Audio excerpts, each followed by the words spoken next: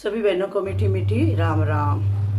नवरात्रियों की ढेर सारी शुभकामनाएं। माता रानी सबके घरों में अपना सुख शांति समृद्धि का आशीर्वाद दे के जाए, सबके बाल गोपाल ठीक रहे। आज हम ध्यानो भगत की कथा सुनते हैं बहनों। गुरु ब्रह्मा गुरु विष्णु गुरुदेव महेश्वर गुरु साक्षात परब्रह्म तस्मै श्री गुरुवे नमः तस्मै श्री गुरुवे नमः। ध्यानो भगत की कथा। जिन दिनों भारत में मुगल सम्राट अकबर का शासन था, उन्हीं दिनों की यह घटना है। नदौन ग्राम निवासी माता ज्वालामुखी का परम भगत ध्यानु 1000 यात्रियों सहित माता के दर्शन के लिए जा रहा था। इतना बड़ा दल देखकर बादशाह के सिपाहियों ने उन्हें रोक लिया और उन सब को बादशाह के दरबार में ले जाकर पेश किया। बादशाह ने पूछा, तुम अपने साथ इतने आदमियों को लेकर कहाँ जा रही हो?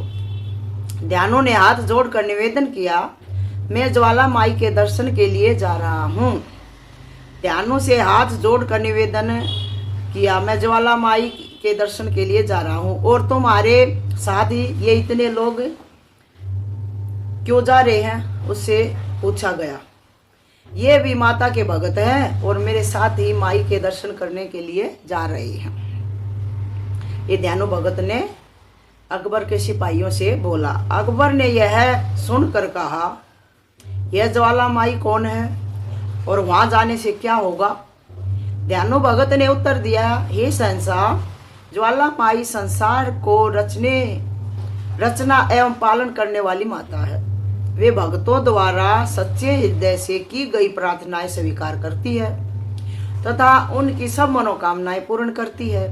उनका प्रताप ऐसा है कि उनके स्थान पर बिना तेल बत्ती के ज्योति जलती रहती है।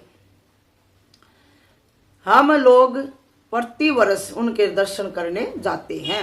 अकबर बादशाह बोला, तुम्हारी ज्वाला माई इतनी शक्तिशाली है? अकबर ने कहा, हाँ, इसका यकीन हमें किस प्रकार आए? आखिर तुम माता के भगत हो, अगर कोई करिश्मा हमें दिखाओ तो हम भी ज्वाला माई को मान लेंगे।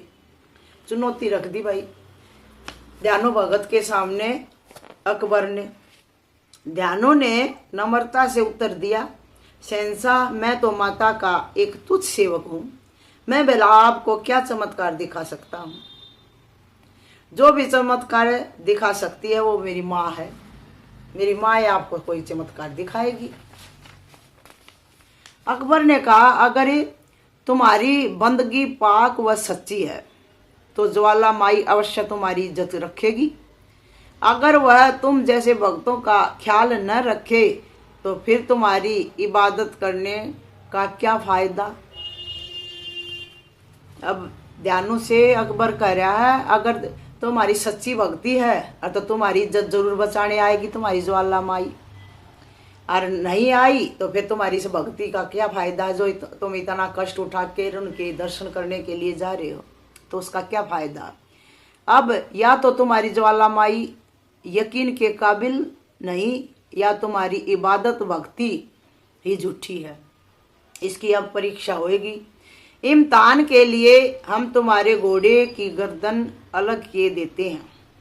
तुम अपनी माई से कहकर उसे दोबारा जिंदा करवा लेना।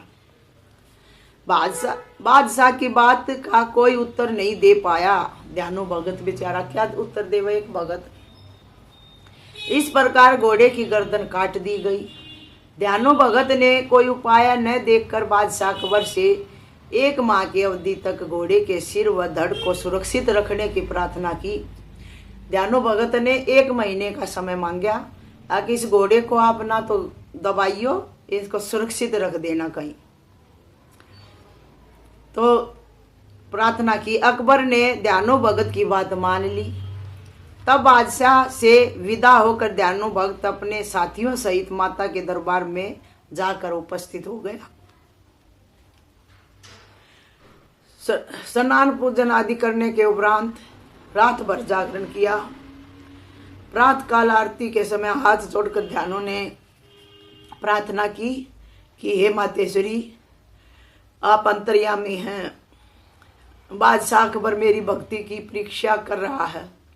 मेरी लाज रखना, मेरे घोड़े को अपनी कृपा व शक्ति से जीवित कर देना, चमत्कार प्रकट करना और अपने सेवक को कृतार्थ करना। माँ, हे माँ, अपने सेवक को कृतार्थ करना।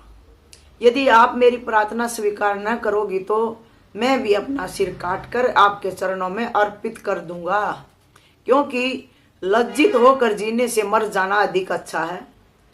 यह मेरी प्रतिज्ञा है। आप उत्तर दो माता। मुझे कुछ समय तक मौन रहा। ध्यानु को उत्तर ना मिला। इसके पश्चात भगत ने तलवार से अपना शीश काटकर देवी को भेंट कर दिया।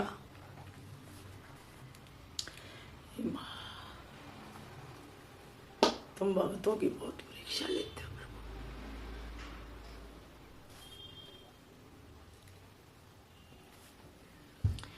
उसी समय साक्षात ज्वाला माई प्रकट हुई और ध्यानो भगत का सिर धड़ से जुड़ गया। ध्यानु जीवित हो गया। तब माता ज्वाला ने ध्यानु से कहा, भक्त, तुम्हारे घोड़े का सिर भी धड़ से जुड़ गया है। चिंता छोड़कर वहां पहुंचो। लज्जित होने के कारण निवारण हो गया है और जो कुछ इच्छा हो वर मांगो। उसी क्षण भक्त ध्यानु ने माता ज्वाला के चरणों में शीश झुकाकर प्रणाम कर निवेदन किया, हे जगदम्बे, आप सर्वशक्तिमान हैं और हम मनुष्य ज्ञानी हैं, मात भक्ति की विधि नहीं जानते। फिर भी जगत माता, आप अपने भक्तों की इतनी कठिन परीक्षा ना लिया करो।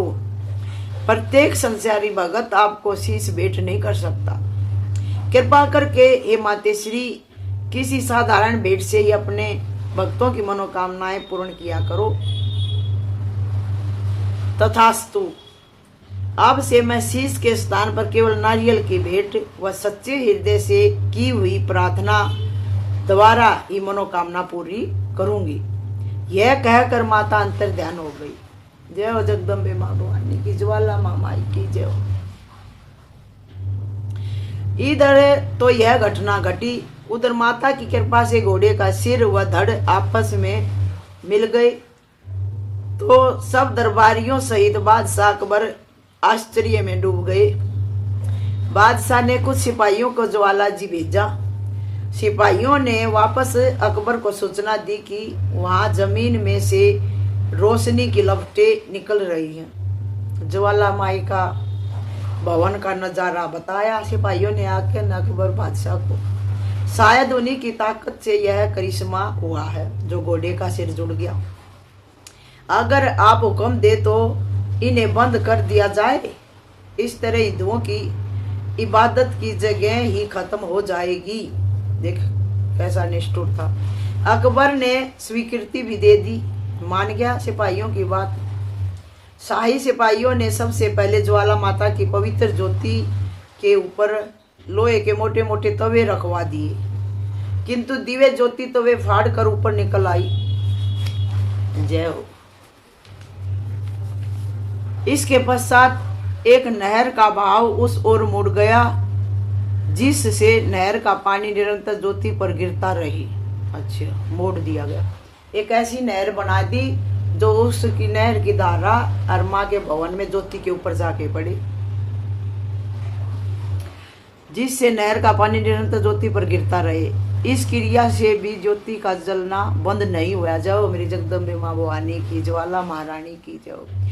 शाही सिपाहियों ने इस बात की खबर आकर अकबर को दे दी कि ज्योति का जलना बंद नहीं किया जा सकता। हमारी सारी कोशिशें नाकाम हो गई हैं। अब आप जैसा मुनासिब समझे वैसा ही करो।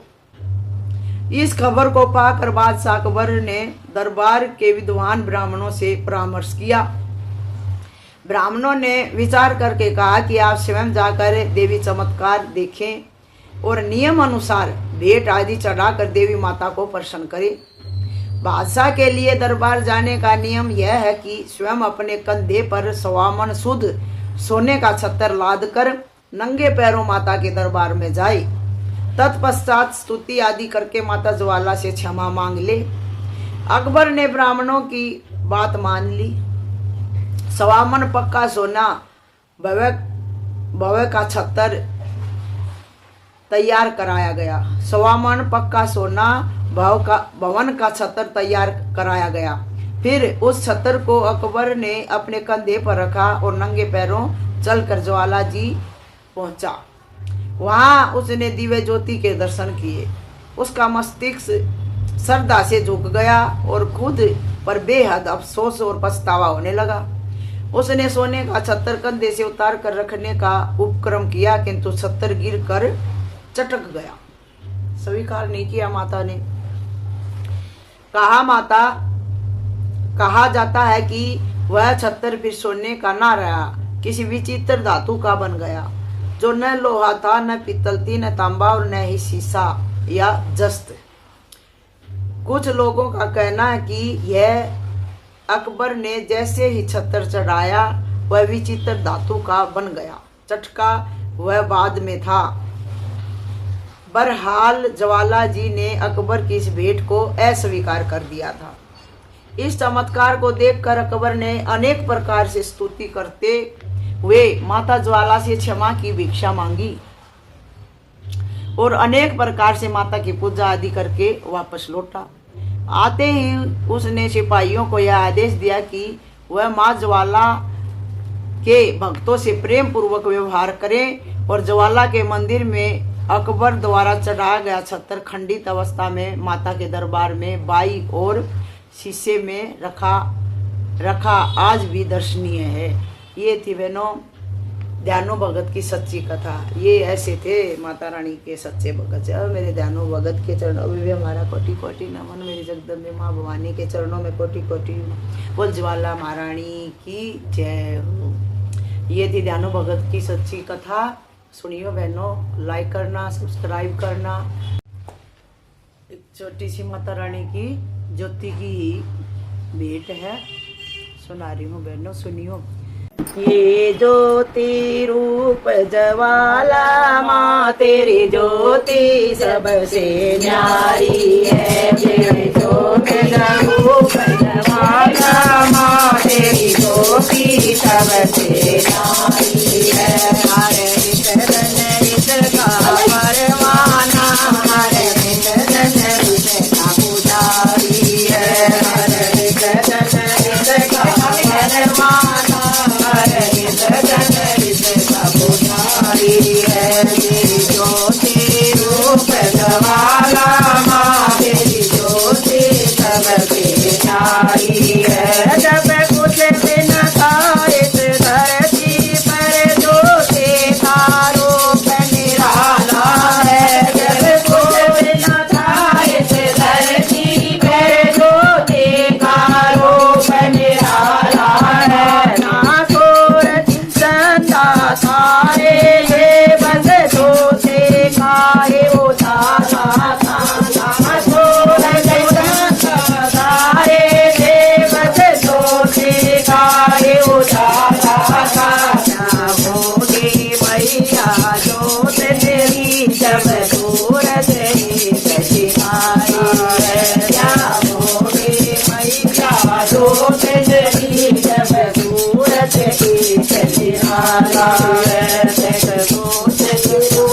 ज्वाला माँ तेरी ज्योति सबसे न्यारी है। तेरी ज्योति रूप ज्वाला माँ तेरी ज्योति सबसे न्यारी है। धरती का सीना चेर के ये पाताल लोक में आए है। धरती का सीना चेर के पाताल लोक